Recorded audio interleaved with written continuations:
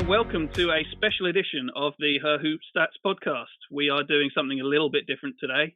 We have two members of our team joining the conversation, Robert Mummery and Alford Corriette, here to talk with me about EuroBasket, the upcoming tournament, European Championships.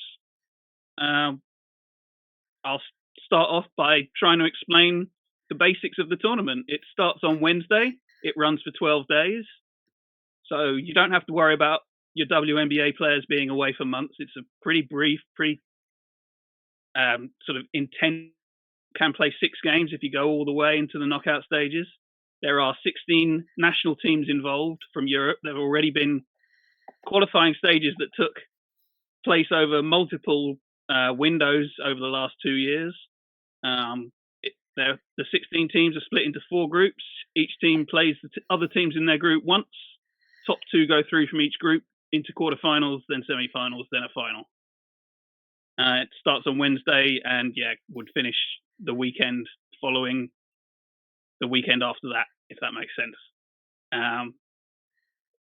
What else to tell you about the basics? It's national teams, not club teams, which I know can be confusing to some American supporters. A lot of broadcasters get the concept of EuroBasket, EuroLeague, EuroCup, all confused into one melange. This is EuroBasket, which means we're talking about France and Spain and Belgium and Great Britain playing each other, not Prague and all the other club teams that you hear about during this off season.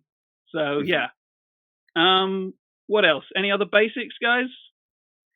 I mean, this is just a chance for an American audience and for a global audience to get to see players in a different context. A lot of potential future WNBA players are here. Fewer WNBA players perhaps coming over than in previous years, with some big stars like the Sabally sisters electing not to go to France, Maureen Johannes, Gabby Williams not electing to go overseas. Sorry, Sabally's are German. But still lots of established European pros, some of whom could play in the WNBA right now, even excluding the ones who already are there, some of whom could be there 1, 2, 3, 4 years down the line. EuroBasket is also historically very competitive, relatively few blowouts. What blowouts there are can often be surprising. And so you just get a lot of competitive basketball in a really short span of time with players who really, really care about getting the W. Yeah, and is it fair to say Europe is probably the strongest and deepest of the continental competitions compared to, because obviously there's Asia, there's Africa, there's the Americas as well that the US sometimes bothers to participate in. So but is Europe at the top of that list? Definitely the deepest. I would say, the top 3 teams in Asia would definitely automatically be title contenders, and Korea and New Zealand would be competitive. But Europe, every year, if there's 1 or 2 teams that don't have a chance, it tends to be surprising, which, we'll get into that in a little bit. But definitely the most competitive, definitely the most teams with interesting players from like a WNBA perspective, or from, some of these players played in the NCAA Division I, some of them for very good teams. So players that American audiences might recognize. So I would say definitely deepest, probably best. And the top 5 teams, not counting Germany and Czechia, will also qualify for the qualifying tournaments for the World Cup.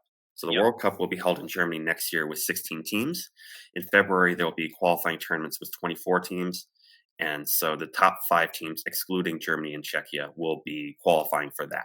So there is also that next phase of competition you look forward to, which those global tournaments are a lot of fun as well. And again, if there will be 8 teams from Europe at those qualifying tournaments, because Hungary did not make EuroBasket, but kind of snuck in through a side door into the qualifying tournaments. And 6 or 7 of those teams will be at the World Cup at the if not all 8. So good chance to get a preview of next September as well. Yeah, and I mean, that's why some of the most competitive games at this tournament might be by the classification games, by the teams that lose the quarterfinals, because they'll be desperately trying to make their way into those world qualifying spots. There's obviously a lot of desire to win this competition. I have to sometimes explain this to Americans that the European Championship is a major title that European players and nations really want to win. There is a desire to win this just to win it. It's been a tough competition over decades and been in place. It's just one tier below the World Cup and the Olympics. But at the same time, it is also a qualifier for the even bigger competition of the World Cup next year. So yeah, if that's sort of the basics out of the way, then we'll move on to we're going to look at each group from the opening stages of the competition to just sort of get a grounding in who might go through the knockout stages and sort of take a brief look at who the biggest contenders are before then talking about who the teams that might win the whole thing are. And in Group A, we have Greece, Turkey, France, and Switzerland. And historically, your obvious number one seed here is France. But any other thoughts on this group in particular? I mean, France will not have Gabby Williams, Maureen Johannes, Carla Late, and one more name I'm forgetting. And Dominique Malonga. Duh. Yeah. And they still have just a ton of talent, including talent that's interesting from a WNBA perspective. Starting with Janelle Saloon, who's been starting games for Golden State. Combo forward, very athletic, strong defensively, good shot maker. You've also got Layla Lacan, who was a first-round pick of the Connecticut Sun last year, who all indications are she will be joining the Sun after the tournament. And you have Ileana Rupert, former first-round pick, spent a couple years in the W, and every indication is that she'll be joining the Valkyries after this tournament. And France is just loaded even beyond that. I mean, I would start with Valerian Ayayi, who's going to be probably starting at power forward for them. Very experienced playing both forward spots, dribble, pass, shoot, 6'1" playmaking wing. Played a year for the San Antonio Silver Stars a decade ago, and is so much better since she wasn't one of the top players in Europe for a really long time. And again, Yaman Yantore, who scored 19 points in a preseason game for the Valkyries. And one more name I want to throw out there is Pauline Astier, who is like a 5'10" combo guard who is just a menace defensively and really gets into the paint. Thinks kind of like Jade Melbourne, a little bit bigger, but very similar in terms of defensive mentality and the ability to really get into paint, creative passer, who has a lot of long-term potential. France is just loaded. Alfred, anything you want to add on this group, on France or on any of the other teams? I think Rob hit the nail on the head with France. Like, France is just deep with the names that he mentioned, and even some names that people may not realize, like a Timmy Pouye, who's on the team as well. Like, just some of the best in EuroLeague and Euro Cup play, and especially in the French league play. France just has quality players. I'm very interested to see how the group pans out, especially between Greece and Turkey, because I think those are probably the next two best teams. You can probably argue that will be in the group. Turkey has quite a few players. I don't think they finalized their roster quite yet, but there may be names like a Tiara McCowan, who's left the W to play with Turkey. You also have people like Darren Erdogan and others. Turkey has a pretty strong unit, Sevgi Uzun as well. Greece has finalized their roster, and they may not necessarily have the most WNBA notable names, but you still have some quality European players like Mariela Fasula, Christianaki, and others. So I think that's really where the next battle is going to be, because France is just on a tier of itself, and it's really figuring out who between Greece and Turkey is going to advance to that second spot. Yeah. So teams are allowed to have one player who's naturalized after the age of 16. Turkey has Tiara McCowan. And Greece recently naturalized Robin Parks, who spent the 2023 season with the Chicago Sky and was with Connecticut to start this season. A couple other names you might recognize for Greece. Eleni Bazgana just graduated from Stanford, and Yana Kramili just graduated from California, Cal Berkeley, giving a little bit more depth on the perimeter. Greece has traditionally had a very strong starting lineup, but depth has been a question. But I think with those couple of young players coming in, that could be very helpful for them. And also, there's a name to watch. Vasiliki Holopoulou just signed a letter of commit to play for Colombia, I believe, next year. She's a 5'9" point guard who's already established herself in the Greek domestic league, who could potentially make a really big difference in the Ivy League long term. Switzerland has not qualified for EuroBasket since 1956. They were a shock to make it.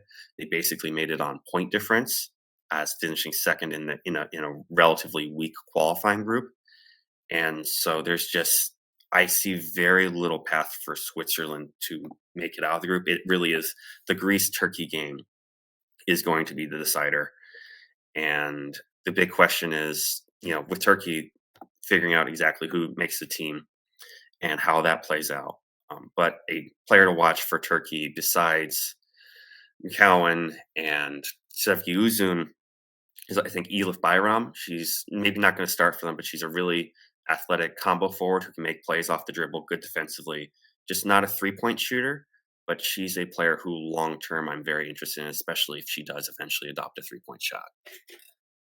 Okay, moving on to Group B, where we have Serbia, Slovenia, Italy, and Lithuania, which looks like on a general level sort of more competitive rather than having one team out at the top like we just talked about with Group A. Who do you sort of see as the biggest threat in this group? Maybe Alford start this time? Yeah, so I think one team that I'll be paying attention to is Slovenia. Slovenia's typically had pretty strong international teams, but then also a chance for WNBA fans to see players that they know, like Aja Sivka, who was drafted by Chicago, who's been playing in some of the prep matches.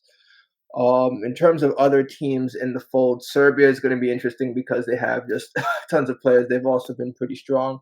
They may not have as much notable names as some of the other teams, but they also have a player that will be interesting if she makes the final cut, Jovana Popovic, who played in the U18 Euros and had a pretty stellar standout performance there. Italy is not, I believe they're not with Matilda Villa this time around. Villa got hurt. Exactly, Villa got hurt, and they are also without some other pieces, so Italy might not necessarily be as strong. And then Lithuania is always going to be in the mix. One name to note is Justė Jocytė, who was also drafted to the Golden State Valkyries. So, in my opinion, this is just the absolute group of death. It is the hardest group to predict. I mean, I think Lithuania is definitely the weakest team in the group, and they still have a top 5 WNBA draft pick who's going to be, 6'2" wing, who's probably going to be running a lot of the show because the traditional point guards Lithuania has, are not the strength of the team. The strength of Lithuania's team is actually, they have some cadre of veteran post players, and then Jocytė. I think if Lithuania steals a game, it's either going to be because Justė Jocytė scores 30 points somehow, or veteran shooter Kamilė Načičkaitė, 35-year-old, who didn't play club this year.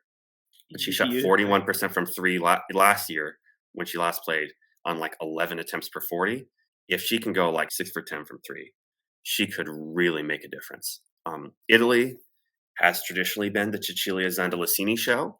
If you watch her in the WNBA, you know her more as a three-point shooting specialist, like hitting 46-47% from three. For Italy, she is the alpha and omega of their offense. Lots of pull-up jumpers. Things can kind of get a little stagnant. And so I'm really hoping to see a big tournament from point guard Costanza Verona, who's been playing for Schia, the biggest club in Italy, for several years, but didn't take the leap I was expecting for her at EuroBasket in 2023. But I think if she can be another release valve, she would be really helpful for her Italy. I also really like Jasmine Keys, who's a 6'4" combo big, just a really good role player and three-point shooter. Slovenia has a great starting lineup. They've naturalized Jessica Shepard. They've got Aisha Sivka, and they've got a couple of other players in that starting lineup who I've been interested in for a long time, in Eva Lisic and Zala Friskovic.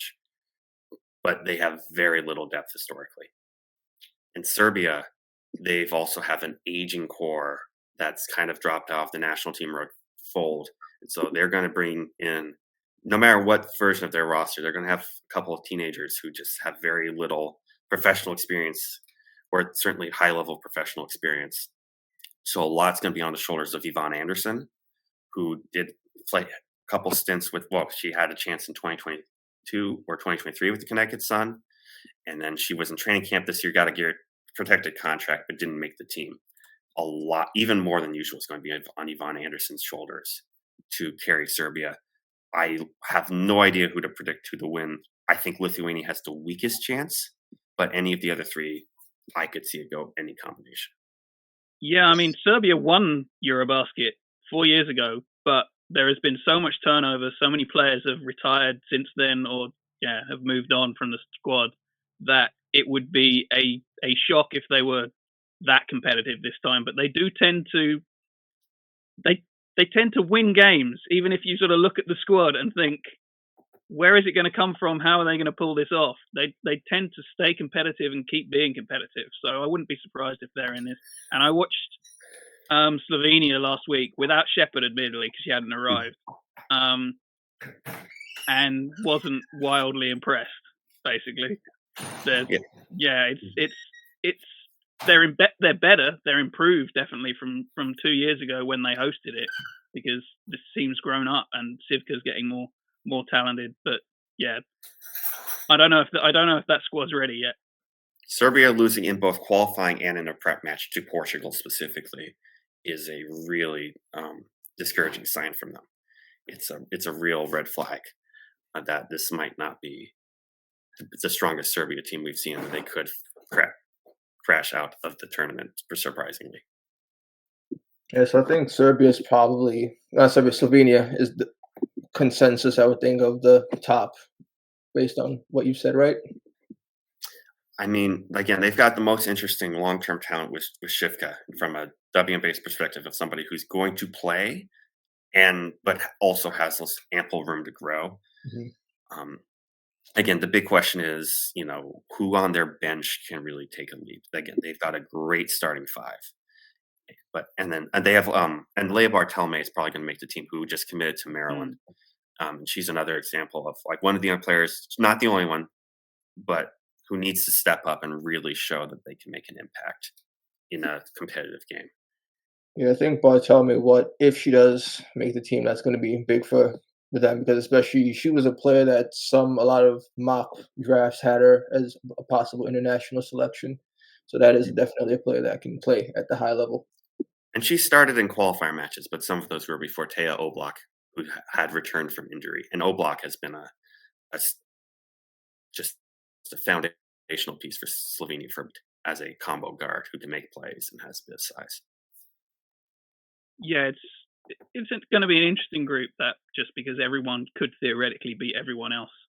And we move on to Group C, where we have Belgium, Czechia, who are one of the four hosts. Each of the four groups is being held in a different country before they all get together for the knockout stages. Then Montenegro and Portugal. The Belgians are the reigning champions, having won it 2 years ago in Slovenia. And after some questions about who was going to be showing up, are now basically putting out their full squad. So would presumably, like France in Group A, be considered the strong favourites in this group.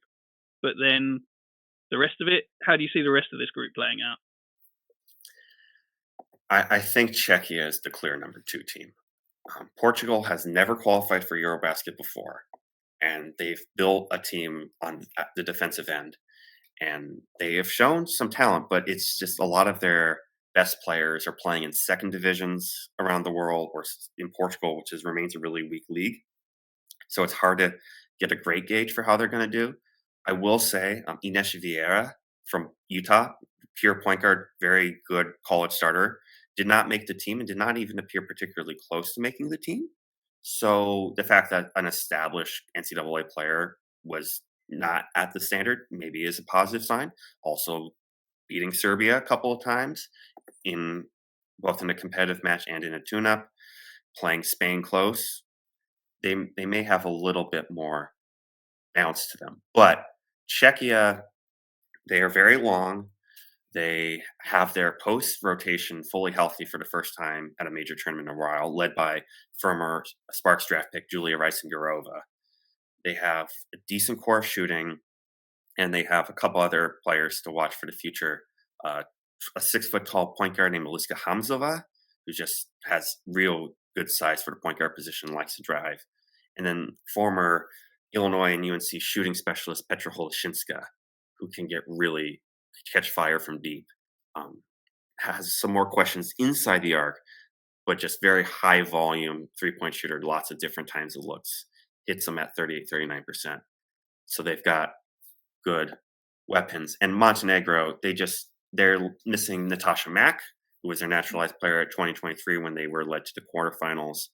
And they have a developing star in Maria Lekovic, who was one of the breakout players in 2023, but her career's kind of floundered professionally since then. Signing with Fenerbahce and then Perfumeri's Avenida, big EuroLeague clubs, but barely getting on the court. And so they need Lekovic to make another major leap to, I think, challenge to qualify for the knockouts. Alfred, anything you want to add on this group? Yeah, I think to Rob's point, yeah, Czechia is probably the consensus number 2 just because of having players that are also playing high-level EuroLeague play. When you talk about players like Hamzova, another name that you can add to that list for Czechia is Emma Shakova, who's also considered like a future player for them. I think she can definitely give them some quality play. And then also for Belgium is bringing in their full group. So it's hard to argue with the defending champions when they're coming back at full strength. Yeah, I should add that, Czechia obviously have home advantage in this group, and that will also be an advantage for Greece and Italy in the groups that we've talked about so far. Sometimes you don't get the greatest crowds in these tournaments, especially for the games that don't involve the home teams, but usually there's enough publicity to at least get in a decent number of people for the home teams, so you can get quite a lot of home support behind the teams, and that can make the difference in these games where it's going to be tight going into the some of these games where either side could easily win with a little edge. So yeah, we can move on to Group D, which is inevitably the one that I care the most about because Great Britain are part of it alongside Germany, Sweden, and Spain. You would expect both Germany and Spain to be two of the strongest teams in the tournament, given the amount of talent they've got at their disposal and the fact that they were both contenders at the Olympics in recent times.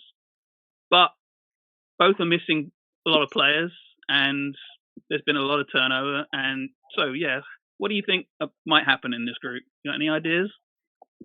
So I think Spain is going to be an interesting one just from more of a future perspective because obviously you have a lot of young talent in this crop. You think of Awa Pham, who is going to be considered a probably first round pick next year. Just a phenomenal athlete, 6'4", lengthy wingspan, can do multiple things, can post, great passer.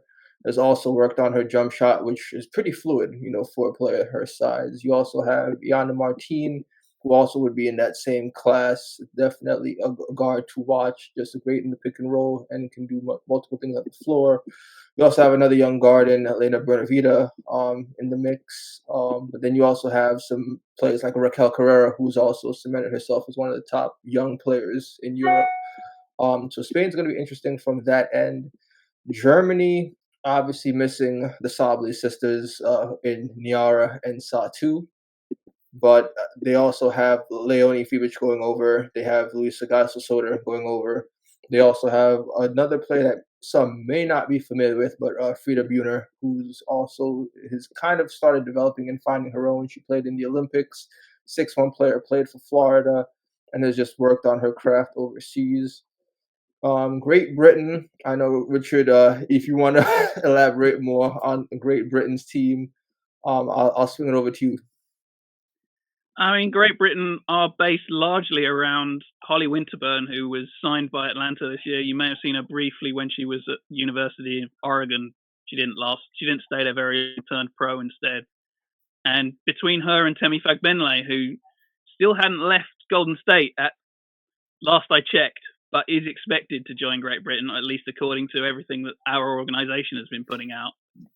The problem is the talent level of what we have surrounding those two players. Basically, there isn't a lot more. There are sort of Hannah Jump, who you've seen sort of for several years at Stanford, can hit the occasional three. We've got some sort of guards who can play around a little bit, but the backup and the depth beyond that couple of players isn't good, and there are too many players on the squad who probably shouldn't be playing at this level, but there is no one else to take instead.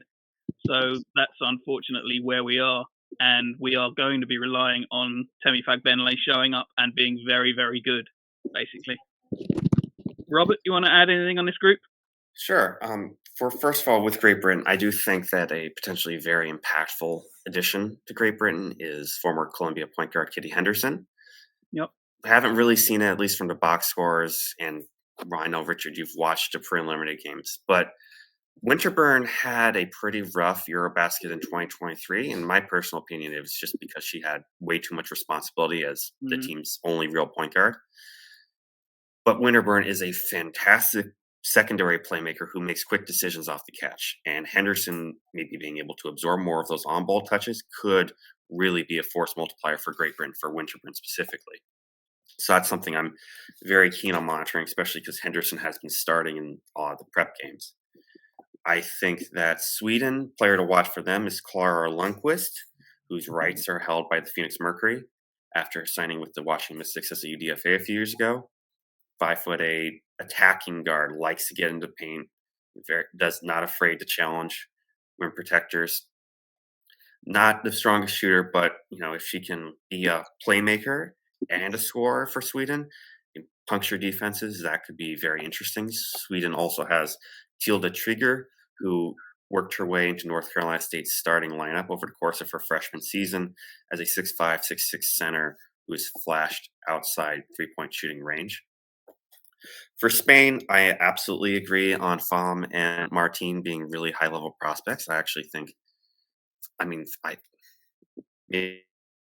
I think Fam reminds me of Dominic Malonga in some ways. Malonga is more fluid and has that one-legged fadeaway that is, pretty encouraging. On the other hand, Fam is a really nice passer. She's trusted to make decisions in the high post and out on the perimeter, playing either post position for Guernica in the Spanish league this year. There's a lot of really fascinating things there into her game. Also, one more chance to see Alba Torrens on the international stage, 36 years old. I think that in her prime, she could have been a capable WNBA starter. She just never elected to come. But one more chance to see her. But basically, the whole guard room for Spain is brand new players. And so certainly brand new relative to EuroBasket last year. Mariana Ortiz was at the Olympics, but lots of young players. I'm very interested in seeing Aina Ayuso, who's also, like Winterburn, spent a year at Oregon. Very flashy playmaking guard who can, struggles a bit without her size shot, but also has good size for the position. And two more names I would point out for Germany are former early second-round pick Alexis Peterson, played for Syracuse and had a year in the WNBA, has been the point guard. She was naturalized, I think, shortly before the last Olympics. EuroLeague level decision maker, where that's been often a position in need for Germany. And then Emily Bessoir, who played at UCLA, has been injured for most of the past 2 years, but is a 6'4" stretch big with decent length and athleticism, and was doing some movement shooting at the 2023 EuroBasket.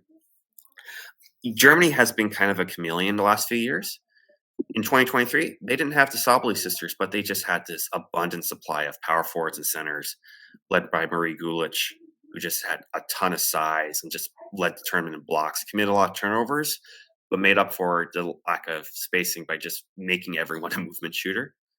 Then you had the Sabally sisters come in and Peterson getting naturalized, and things were a lot more traditional. Well, now the Sabally sisters aren't coming, and Gulic is also hurt. So they have less depth than they have previously, and just there's a little bit more uncertainty around their style of play. So if I were to pick two teams to come out of this group, Spain's really unproven, but they probably are still in the lead. And then after that, Germany would probably be most likely to finish second, especially because they're hosting this in Hamburg. But it's less of a sure thing than it would seem based off the Olympic results. Yeah, Spain have been one of the dominant powers in Europe for basically the last 10, 15 years. They've won this tournament 3 times out of 4 back between 2013, 2019. They were the finalists against Belgium 2 years ago. But like you say, they've lost so many players. There's been so much turnaround, and there's now such a reliance on youth, sort of players that have not been there before, not proven themselves yet. We don't know how good Martine and Fam, for example, can be at this level yet. So yeah, their ceiling's high, but their floor might be lower than you would normally expect for a Spain team as well. I mean, and we also have to see Spain play a lot smaller than they ever really have before. Their post depth outside of FAM and Raquel Carrera, who still may be recovering a bit from an ACL injury she had at the end of last season. They're only carrying really 4 traditional post players, and a lot of them are unproven. So they might have to play really small, and that's something Spain has often been reticent to do. Yep. One name to possibly add to Spain that I don't think we touched upon, Helena Puello, who also played in NCAAs and then also played for Zaragoza this past season. She probably might be able to help them a little bit with the size at 6 feet, but to Rob's point, definitely they're going to need some more sizable pieces, and how they are able to fit that will be interesting to see. Yeah, and the Phoenix Mercury have Puello's rights. They signed her, but ultimately suspended her when she would have been late to the start of the regular season, I think. Yeah, I mean, talking to WNBA rights, to sort of move on from looking at each group individually, is there anyone we haven't really discussed in talking about the groups that you think has WNBA relevance, particularly for people to look out for in this tournament? Because obviously a lot of our listeners are WNBA fans, and that's going to be a large part of why they'd be intrigued in looking at these games and these players.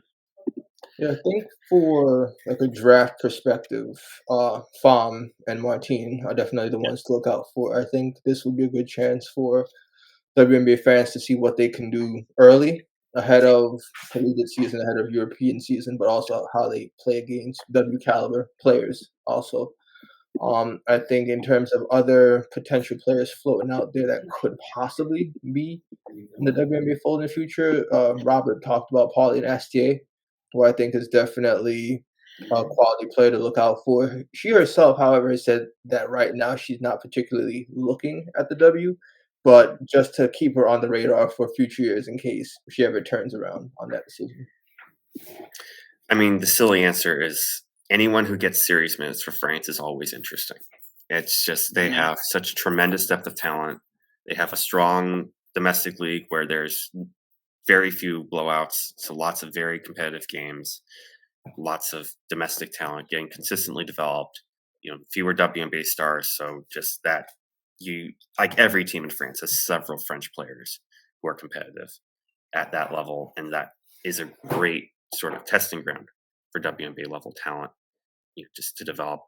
I mean, might have missed it, but when we talk about Belgium, I mean, they're starting. They have 4 starters with WNBA experience now, with Alleman, Van Loo, Emma Messiman, and Kiara Linskens. And so it'd just be fun to see Emma Messiman again, even if the WNBA might not be it's anything she ever comes back to. And again, Anne Landry signing Winterburn and suspending her, that's a player to watch as well, just to see how she might do if she comes over in the future. That reminds me, you mentioning Messiman. One of my surprise questions for this tournament, for you guys for this, was going to be, who do you think the second best player in this tournament is going to be? Because I think Messiman is probably the very easy answer to offer for number one, but maybe you have a different number one. But just as an individual possibility, who do you think number 2 would be, if you do agree with that? I think I would maybe go with Jessica Shepard. Because Slovenia is going to play double post, but Eva Lisic is a spacing combo post player. And I think if Slovenia takes a leap, it would be easy to point to the recently naturalized player. I mean, and Shepard, great playmaker, just tends to be dominant in European club competition when she plays. I think that she would be a strong candidate. Yvonne Anderson would be another candidate if Serbia is able to outplay my lowered expectations for them. And then Cecilia Zandalicini, if Italy is also able to take a leap. It would Zandalicini, even if they make a leap because of players like Costanza Verona stepping up or Jasmine Keys stepping up, I think that Zandalicini would kind of get vaulted into the MVP conversation if it happened, just because she will have a lot of the ball, no matter how well everyone else is playing. Any names to throw into that, Alfred? Yep. I think Rob hit some very good names: Jess Shepard, Zan Lucini. One name I'd be curious to see how she participates in EuroBasket is Ileana Rupier. Rupier has taken a big step overseas for Mersin. Has always been a part of the French national system, but just has taken a bigger leap from being just more of a spot up shooter to now being someone that can post, that can do a lot of things and pick and rolls and so forth. So I think Ileana Rupier will be interesting to see. And then also, depending on how France goes, will Janelle Solon probably get increasing minutes with the absence of Gabby Williams playing a little bit more of the wing? She's had a relatively decent start with Golden State Valkyries for her WNBA side of things, but seeing how she looks like on the EuroBasket level for France will be something to watch. Of those two names, I think Saloon would be more likely to be in an MVP conversation. I mean, Rupert, she gets her points sometimes a little bit more quietly. Saloon, she's a shot maker. She'll make some tough ones. And so I think that, I can see Rupert having a bigger impact, but Saloon getting a little bit more attention, just depending on how it goes.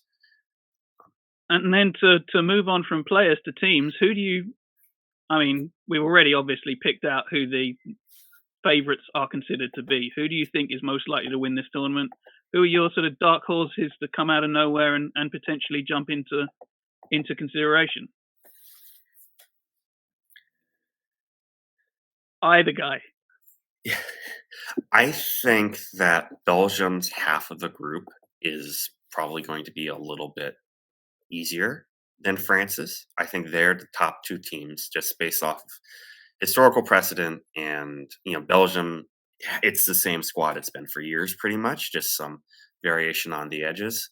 France is definitely taking a step back from the Olympics, although if this score can be really competitive and they bring in all of the players they're missing, they will be able to challenge the USA just as much at the World Cup as they did at the Olympics, where they were Gabby Williams being a foot away from sending that gold medal game to overtime.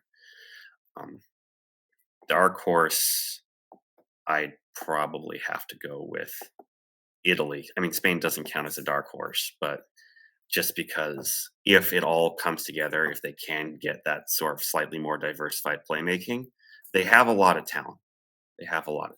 And so I think Italy would maybe be my come out of nowhere type of team, or Slovenia. But I think Italy has more options in their lineups. Alfred? Yep. I think Belgium probably looks like the favorite just because they're at full strength, and when you look at players like Emma Miesemann, Julie Van Loo, Alemand, and also Linskins, those are quality players. I would like to see France back in the mix because France and a lot of the EuroBaskets have always been kind of at the door at the final, but it just never pans out. I mean, France is looking for their first EuroBasket win since 2009. So yeah. So and it's shocking when you think about how much dominance France has in terms of individual players to not have a EuroBasket win since 2009. So I would like to see what France can do in terms of a dark horse. I'd probably have to agree with Rob, either like the Italy's, or I'd be interested to see how far Turkey can go, just as an interesting throw in the hat mix. Yeah, I mean, I'm obviously hoping that the dark horse can be Great Britain, but I'm not confident, it's fair to say. For Americans and for most of Europe, in order to watch this tournament, you would need to go to a website called Courtside 1891, which FIBA run, and you need a subscription, but it is less than $10. This is also true in much of Europe, certainly is for me, although some places will have TV deals, so that check the blackout restrictions just in case. But yeah, that'll be how to watch this tournament. There'll also probably be highlight packages that you can watch either on their YouTube channel or on Courtside 1891. That would be free, so you won't necessarily have to pay if you're willing to just watch clips from the games rather than the entire live action.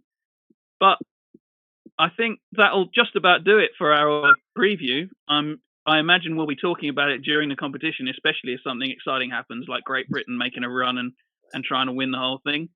But for now, I think that's about it. Alfred, do you want to tell people where they can find you and see your coverage of basketball around the world? Yeah, sure. So you can find me on X, formerly known as Twitter, at Alf Corriette. I'm not as tech savvy when it comes to streaming, so I'll be sure to put it in the username next time.